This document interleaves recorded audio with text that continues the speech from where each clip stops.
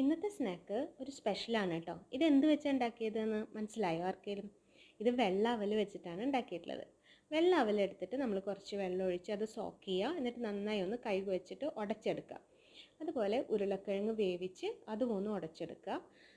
പിന്നെ ഈ കൂട്ടിലേക്ക് നമ്മൾ സവോള, പച്ചമുളക്, കുറച്ച് മല്ലിയില, ഉപ്പ്, മഞ്ഞൾപ്പൊടി, മുളക് പൊടി, ഗരം മസാല പൗഡർ ഇത്രയും ചേർത്ത് നന്നായി കുഴച്ചെടുക്കുക. എന്നിട്ട് അതൊരു റോൾ പോലെ ഉരുട്ടിയെടുക്കണം കേട്ടോ.